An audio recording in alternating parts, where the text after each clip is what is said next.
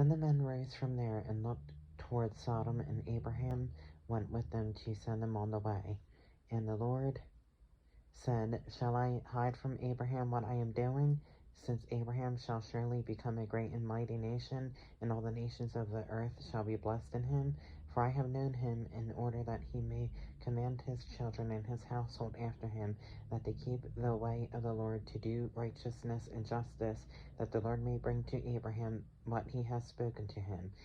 And the Lord said, Because the outcry against Sodom and Gomorrah is great, and because their sin is very grave, I will go down and see whether they have done altogether according to the outcry against it that has come to me, and if not, I will know.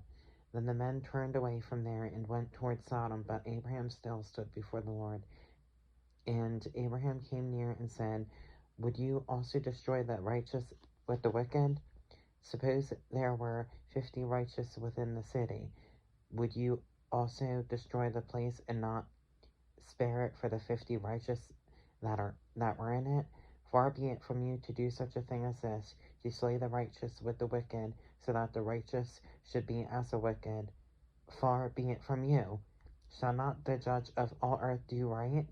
So the Lord said, If I find in Sodom 50 righteous within the city, then I will spare all the place for their sakes.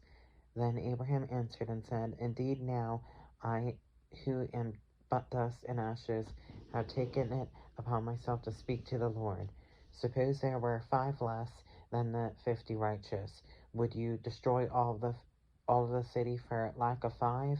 So he said, If I find there 45, I will not destroy it. And he spoke to him yet again and said, Suppose there should be 40 around there. So he said, I will not do it for the sake of 40. Then he said, Let not the Lord be angry, and I will speak.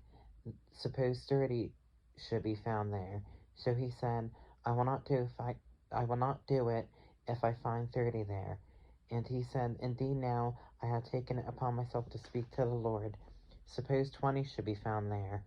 So he said, I will not destroy it for the sake of 20. Then he said, Let not the Lord be angry, and I will speak but once more. Suppose 10 should be found there. And he said, I will not destroy it for the sake of 10.